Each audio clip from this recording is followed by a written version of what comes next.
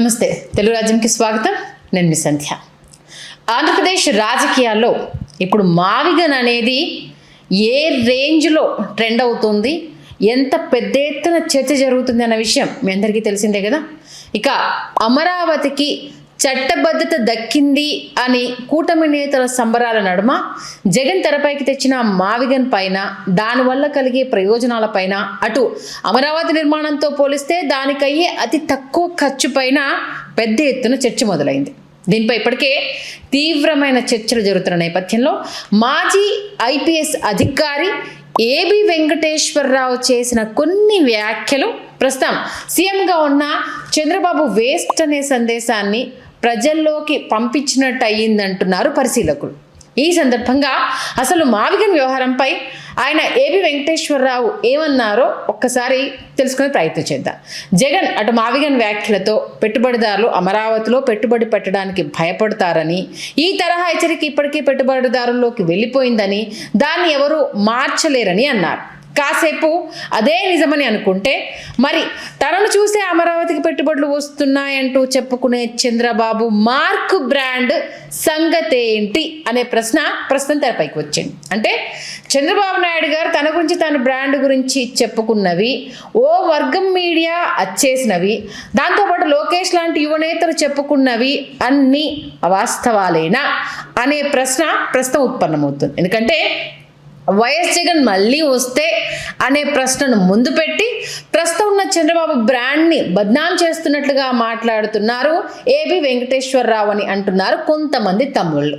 ఇక్కడ మరో ఆసక్తికరమైన విషయం ఏంటంటే అమరావతికి ఈ 3 ఏళ్లలోనూ ఎలాంటి పెట్టుబడులు రాకపోయినా, అసలు ఎలాంటి అభివృద్ధి జరగకపోయినా గతంలో చంద్రబాబు చూపించిన గ్రాఫిక్ స్థానంలో ఏ వీడియోలు చూపించాల్సిన పరిస్థితి వచ్చినా అందుకు కారణం జగన్ తీసుకొచ్చిన మావిగన్ అంశమే అని చెప్పి తమ చేతకానితనాన్ని ఒప్పుకుంటూనే ఎన్నికలకు వెళ్లాలనే ఆలోచన సైతం ఇప్పటి నుంచే టీడీపీ నేతలు చేయాలని ఏబీవీ కోరుకుంటున్నారా అనే సందేహాలు ఇప్పుడు తెరపైకి వస్తున్నాయని అంటున్నారు. అంటే చంద్రబాబు చెప్పారనో, భజన బృందం వాయించిందనో, బాకా ఛానళ్లు ఊదాయనో, కరపత్రాలు వచ్చేసాయనో కాకుండా కేవలం లక్షల ఎకరాల్లో తాము తమ వారు కొన్న భూముల మధ్యనే అమరావతి రాజధాని ఉండాలని, అందుకు ఎన్ని లక్షల కోట్ల ప్రజాధనమైనా వృధా చేయడానికి తాము సిద్ధంగా ఉన్నామని చెప్పే మాటలకు పెట్టుబడిదారులైనా సామాన్యులైనా విలువిస్తారా?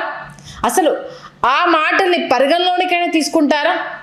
అందుకేగా అమరావతికి పెట్టుబడులు రానిది, ఆఖరికి హెరిటేజ్ సైతం తెలంగాణలోనే పెట్టుబడులు పెడుతున్నది. అంటే చంద్రబాబు మళ్ళీ అధికారంలోకి వస్తాడనే నమ్మకం, రాజధానికి చట్టబద్ధత వచ్చిందనే ధీమా పెట్టుబడిదారుల్లో ఉంటే అమరావతిలో పెట్టుబడులు పెట్టడానికి వచ్చిన ఇబ్బంది ఏంటి? అసలు వాస్తవం ఏంటంటే చంద్రబాబు మళ్ళీ వస్తారా లేదా అనే సంగతి కాసేపు పక్కన పెడతాం.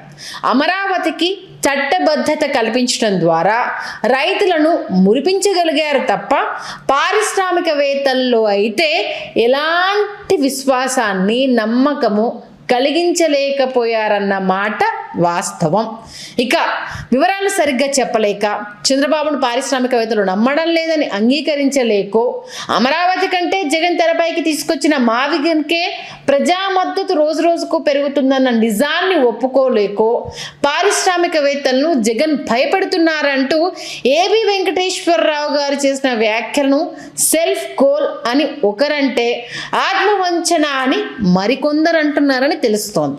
ఏది ఏమైనా ఈ 3 ఏళ్లలో రైతులు ఆశించిన, ప్రజలు కోరుకున్నారని చెబుతున్న అమరావతికి ఓ రూపం రాని పక్షంలో కూటమి ప్రభుత్వ పరిస్థితి శంకరగిరి మాన్యాలే అని చెప్పినా అతిశయోక్తి కాదేమో.